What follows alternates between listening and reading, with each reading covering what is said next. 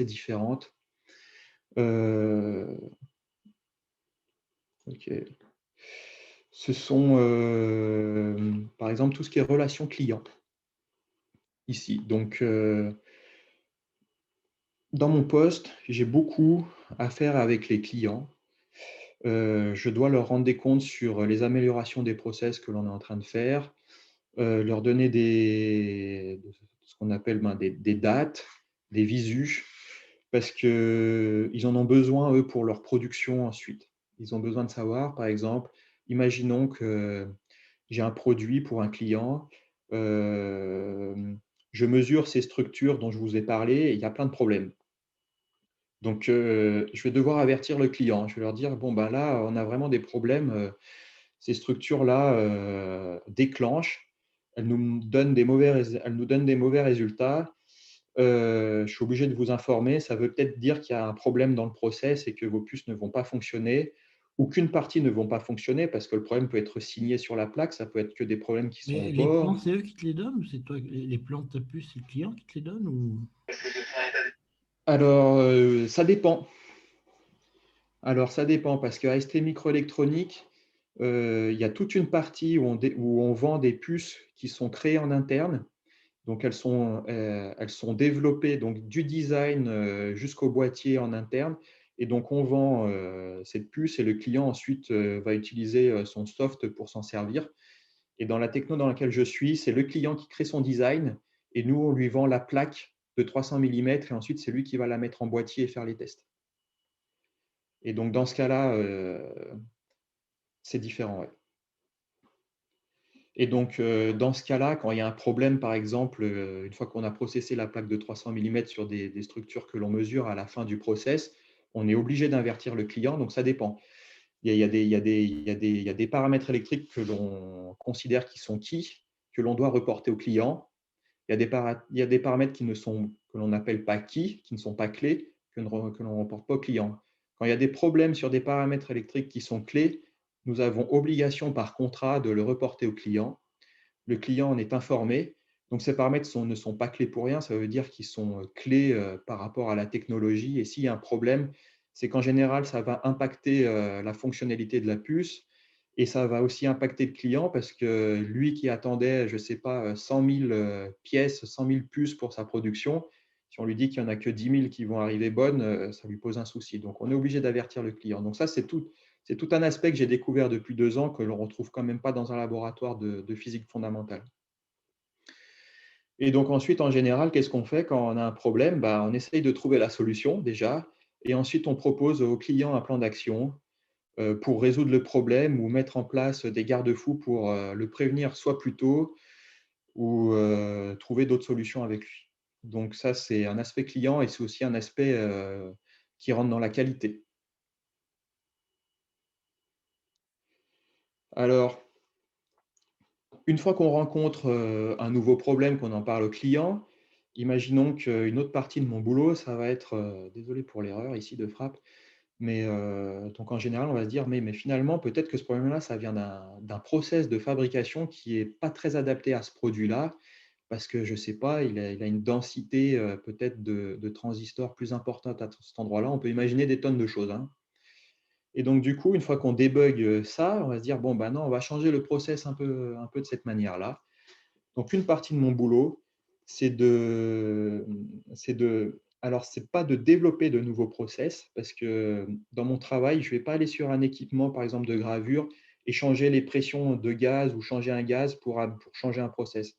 Ça, c'est pas mon travail, c'est pas du tout ma spécificité, mais par contre, je vais travailler avec ces personnes-là pour essayer de définir un nouveau process. Et en général, les personnes, donc ce sont des personnes dites qui travaillent dans les ateliers, donc par exemple atelier gravure ou atelier photolithographie. Et, et ce que je vais faire, moi, par contre, c'est en général, c'est récupérer toutes les infos des structures électriques pour savoir si le nouveau process a bien fonctionné. C'est définir avec ces personnes-là tout le processus pour qualifier le nouveau process, parce que même si on trouve une solution de changement de process, il y a ensuite tout un processus de qualification. Même si ça marche, on ne va pas dire: «Allez, on déploie sur toute la production maintenant». Il faut bien, s'assurer qu'il n'y a pas de risque induit en changeant le process et ce genre de choses. Donc là, il y a tout un processus standardisé qui nous permet d'éviter un maximum de faire des erreurs.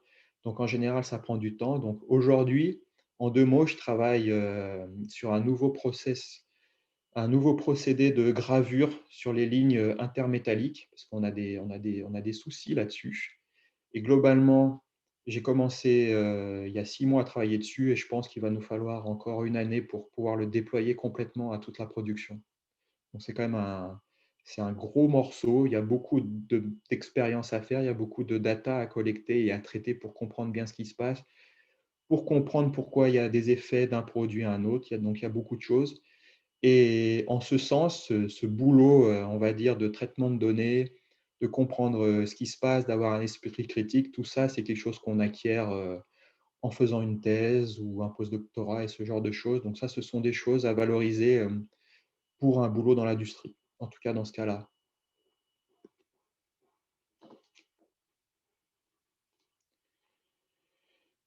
Heu, voilà. Aussi, qu'est-ce qui peut peut-être changer par rapport à un laboratoire? Donc il y a beaucoup, de réunions par semaine, enfin beaucoup, ça dépend. Chaque semaine, j'ai au moins 3 réunions, donc 1 réunion hebdomadaire avec le client, 2 réunions d'alignement, avec l'équipe dans laquelle je bosse pour qu'on puisse s'aligner sur les différents sujets, pour être sûr qu'on n'oublie rien et qu'on traite bien tous les sujets et qu'on réponde, autant aux clients. Et bien sûr, là-dessus vient se greffer, des meetings qui ne sont, pas forcément réguliers. Ça peut être par exemple, il y a il y a une plaque en salle blanche, qui a eu un problème lors d'un process, une machine qui a planté. Donc là, on va définir par exemple un meeting pour savoir quels sont les risques pour cette plaque. S'il y a des risques, est-ce qu'on peut faire des tests, nous, pour, lever le risque et remettre cette plaque, on dit remettre cette plaque conforme pour ensuite la livrer au client. Et si ce n'est pas le cas, en général, la plaque est détruite. Voilà. Donc en fait, il y aurait beaucoup de choses à dire. Voilà, donc il me reste un slide. Sur ce slide, ce que je voulais vous dire, je voulais finir là pour essayer d'ouvrir. Donc si vous avez des questions, n'hésitez pas, à me les poser maintenant. Heu, J'aimerais plutôt ouvrir la discussion maintenant et conclure sur, qu'est-ce qui, lors d'un parcours fondamental et d'une thèse en physique fondamentale, peut conduire, à un boulot dans l'industrie et quels sont les tips qui peuvent vous y aider? Donc, est-ce que vous avez des questions? Merci beaucoup, Guillaume. Est-ce que dans l'audience, il y a des questions à ce propos-là? Ouais, Ouais, Pierrick. j'imagine que je suis pas le seul. Grosso modo, je sais que l'ambiance souvent dans les thèses et tout ça, dans les laboratoires, c'est très, bon enfant, si je peux dire ça comme ça. Tout le monde se tutoie, le contact est relativement facile. Est-ce que c'est la même chose dans l'industrie? Alors, oui, pour ma part, oui, oui. Alors, je te confirme que oui. Heu, je dirais même que par moment, c'est même, peut-être même plus bon enfant, qu'au laboratoire. Par exemple, j'ai aucun problème pour aller voir directement le chef de mon chef directement à son bureau quand j'ai un problème. Je peux le déranger à n'importe quelle heure, n'importe quand. Dans laquelle je suis, il y a un bon esprit d'équipe. Tu peux, parler, tu peux aller déranger n'importe qui, n'importe quand, ça pose, pas de problème dès que tu as une question. Ce que j'ai pas précisé là dans la présentation, c'est que, à la différence peut-être d'un laboratoire, dans un labo, suivant la thèse que tu fais, tu vas quand même porter ton sujet, un peu seul, quoi. Je vais dire presque comme une croix, mais c'est quand même ton projet. Heu, alors peut-être qu'il y aura, des post-docs, pour t'aider, ou je ne sais quoi. Mais, là, dans l'industrie, ce qui est différent, en tout cas, à ST, c'est que tu es obligé de t'appuyer sur les autres. Tu ne peux pas faire autrement. Donc il y a forcément un esprit d'équipe quelque part. puisque chaque personne a sa petite particularité ou spécificité. Et donc, du coup, il n'y a pas d'autre choix. Donc, oui, l'ambiance est bon enfant. D'accord. La pression, moi, j'avais un peu peur parce que j'avais une image assez moyenne d'Esté. Je ne sais pas pourquoi, mais c'était comme ça, c'était mon ressenti. Et finalement, la pression, elle ne vient pas en interne de mon chef ou du chef de mon chef. Là n'est pas la question. En fait, la pression vient plutôt on va dire, de l'extérieur et peut-être des rythmes à tenir, quoi, parfois. Alors maintenant que j'ai 2 ans d'expérience, c'est beaucoup plus facile, parce que quand tu n'as pas d'expérience, ben, quand il faut faire quelque chose en un temps donné, c'est un peu plus chaud, quoi, surtout quand tu ne sais pas comment t'y prendre. Mais une fois avec l'expérience, c'est beaucoup plus facile. D'autres questions? Ouais, s'il vous plaît, moi j'ai une question. Vous m'entendez? Très bien. Est-ce que vous pouvez nous dire votre salaire, s'il vous plaît, si c'est pas confidentiel? Non, mon salaire d'embauche, c'était 41 000 euros. Ok, Pour merci. moi, ça fait, Et pour l'info, tiens, c'est une bonne info peut-être, parce que quand je suis arrivé à ST il y a 2 ans, bien sûr, lors d'un entretien d'embauche, en général, avec le ou la RH, vous allez avoir la question combien est-ce que vous voulez être payé? Donc ça, c'est quand même une question où il faut savoir, où faut pas être trop dans les choux. Normalement, il faut proposer une fourchette qui corresponde à eux, ce qu'ils alors, si proposeraient, on peut c'est calculer que sur l'idéal. 41 000, ça fait à peu près 2700 net, c'est ça? Oui, c'est ça. Et donc, bon à savoir, moi, je m'étais renseigné en regardant sur Internet. Donc, du coup, je leur propose, eh ben, puisque j'ai fait une thèse, puisque j'ai fait un postdoc, puisque du coup, j'ai un peu plus d'expérience, j'aimerais bien que vous m'embauchiez à 37 000 euros. Donc, ça me paraissait important, surtout qu'en postdoc, j'étais payé 30 000 euros. Donc, ça faisait quand même une belle augmentation. Donc, j'étais plutôt content. Et c'était à la fin de l'entretien, donc avec la dernière personne, c'était une RH. Elle me dit écoutez, vous savez, les jeunes ingénieurs, ils ne viendraient même pas travailler pour ce prix-là. Donc, je vais vous proposer plus. Donc, j'ai eu de la chance sur ce coup. Par comparaison, donc ça fait 2700, 2800 net. Un jeune maître de conf, il est à 2000 à peu près.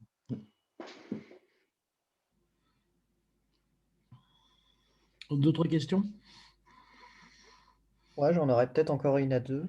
Oui, allez-y. Ouais. Est-ce que ça vous arrive peut-être de recontacter certaines personnes que vous avez eues dans des laboratoires vraiment fondamentales? Parce que, bah, par exemple, vous avez une problématique qui ressemble, ou alors des conseils ou des choses comme ça? Alors, malheureusement, non.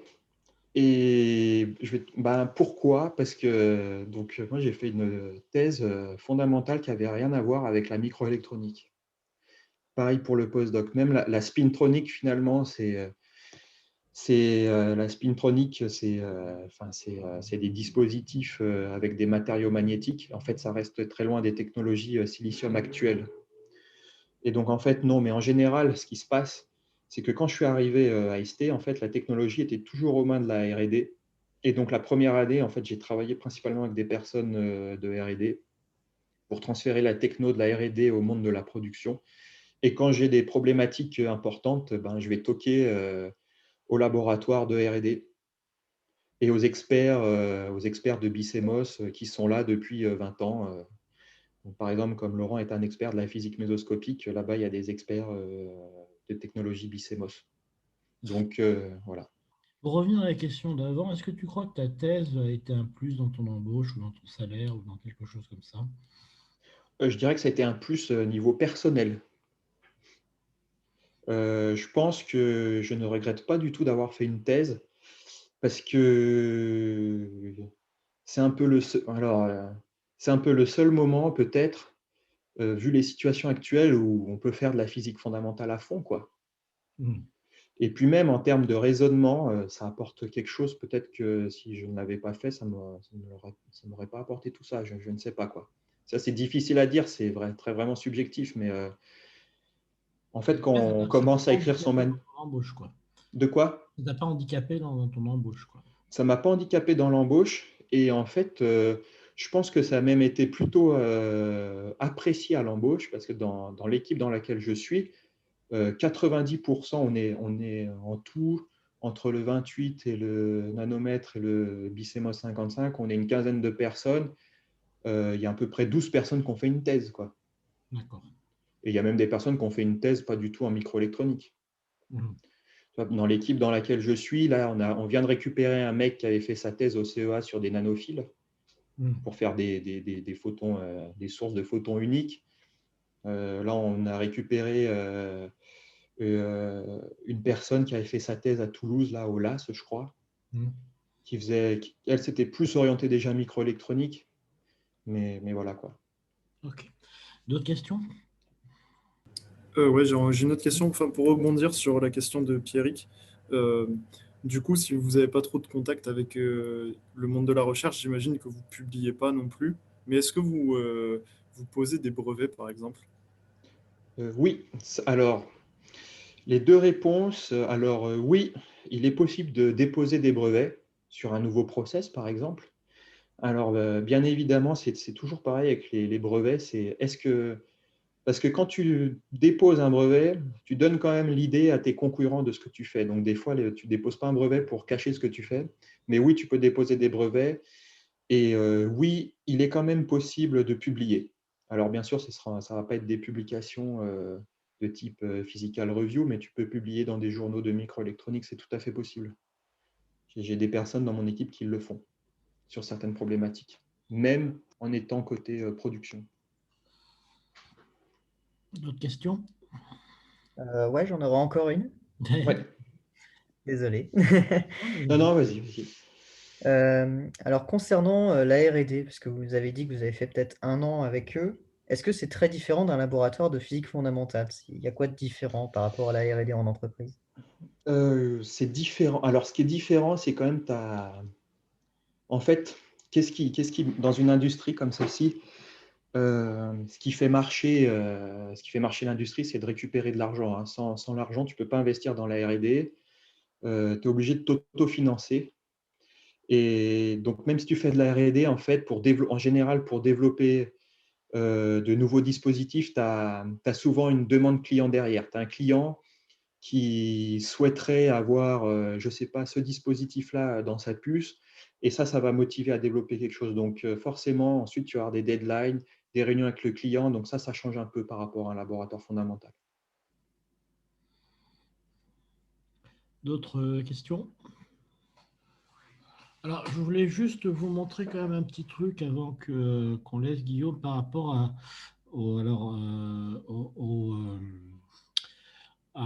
voilà, je voulais juste vous montrer ça. Alors, c'est pas. Voilà, alors vous voyez tout ce que mon écran là? Pas du tout. Non. Vous voyez? Qu'est-ce que vous voyez là, Guillaume? Tu vois quoi là? Non, en fait, je pense qu'on a le partage d'écran de Ouais, Monsieur en je fait. vais Arrête le tien. partager. Voilà. Là, on voit ton écran. Là, vous voyez mon écran. Alors, attends, je vais essayer de le mettre en plein écran, mais je ne sais pas comment ça marche.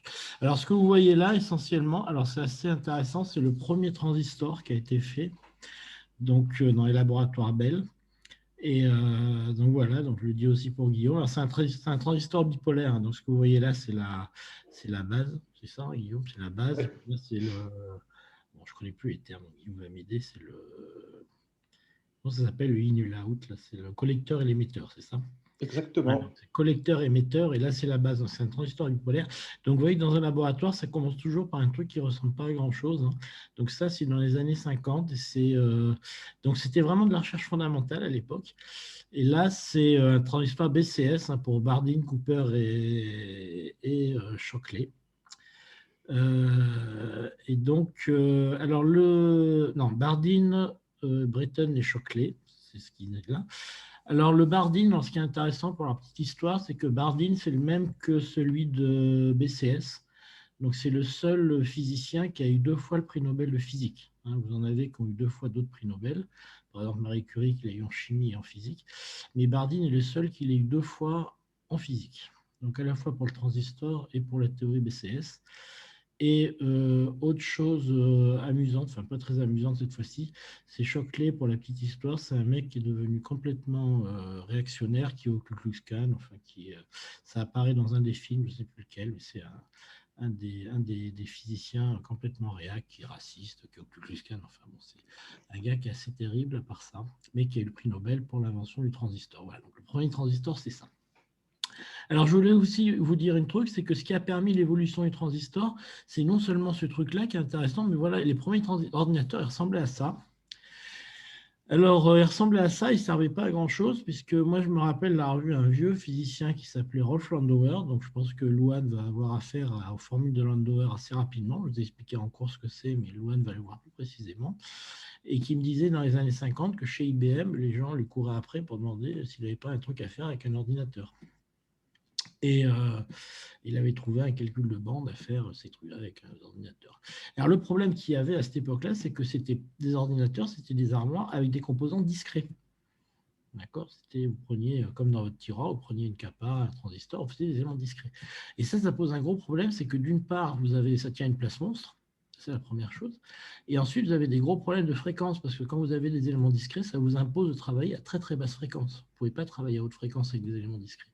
Et la deuxième chose qui a permis la révolution de la microélectronique et qu'on oublie suivant, c'est l'invention des circuits intégrés. Alors ça, c'est arrivé un peu plus tard, je ne me rappelle plus qui c'est qui a fait ça, c'était deux Américains d'origine japonaise, je crois, qui ont inventé le circuit intégré, c'est-à-dire faire ce que Guillaume vous a montré, c'est-à-dire faire sur le même chip tous les transistors à côté les uns des autres, ce qui vous permet d'abord d'avoir un gain de taille énorme et ensuite de pouvoir les faire travailler à des fréquences beaucoup plus raisonnables.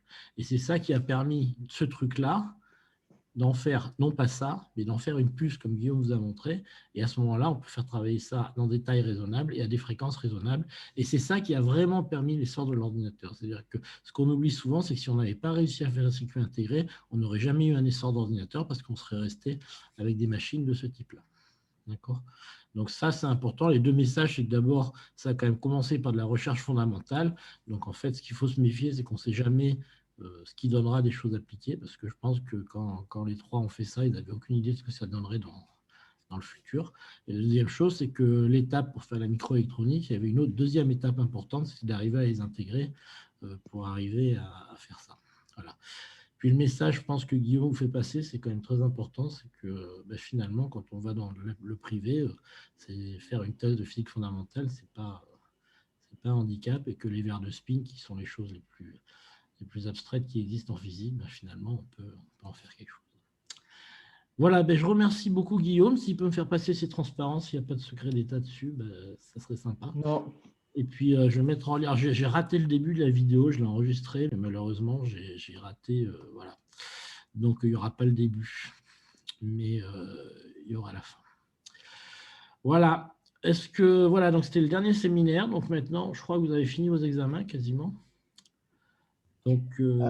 Monsieur, j'ai peut-être une dernière question pour le présentateur. Ouais, allez-y. Alors, c'est plus en lien avec votre travail, c'est pas vraiment en lien avec votre parcours. Est-ce qu'il y a des développements qui sont faits pour justement des transistors, enfin des circuits qui vont dans le terahertz? Oui, c'est des transistors bipolaires. Alors, je n'ai pas les détails, mais c'est en fait aujourd'hui, il y a dont ST, il y a plusieurs industries qui sont en train de développer des nouveaux transistors bipolaires avec de nouvelles architectures en termes d'architecture, en termes de collecteurs, émetteurs et bases pour essayer d'aller jusqu'à des applications jusqu'à 1 THz.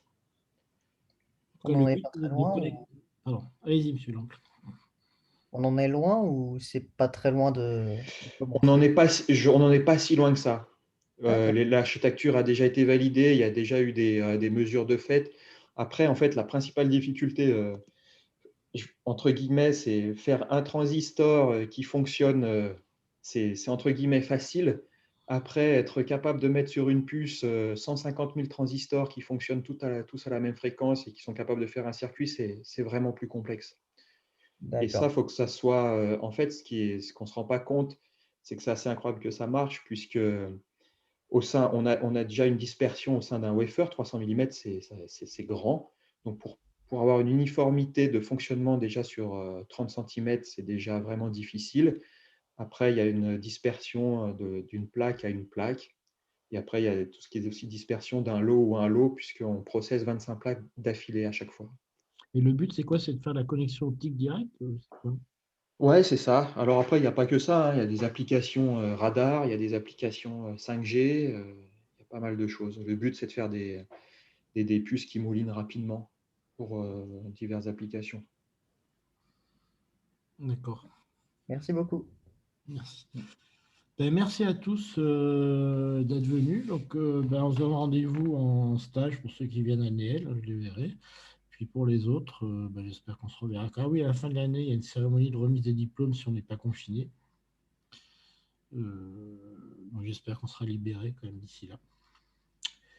Et puis voilà, merci d'avoir suivi le master. Et puis j'espère que ça vous a plu. Et puis j'espère qu'on se reverra avant la fin de l'année. Voilà, et puis merci beaucoup à Guillaume d'être venu, nous voir, Pas vous voir, mais de s'être connecté. Et puis on se revoit dès qu'on est déconfiné. On passe se voir, Guillaume. ouais, ça marche. Ça marche? Allez, bonne soirée à tous. Au revoir. Merci. Au revoir. Au revoir. Bon, Guillaume, on se Au revoir. on est déconfiné, ok? Ouais, ça marche. Ça marche. Allez, Ciao. salut, merci. Ciao.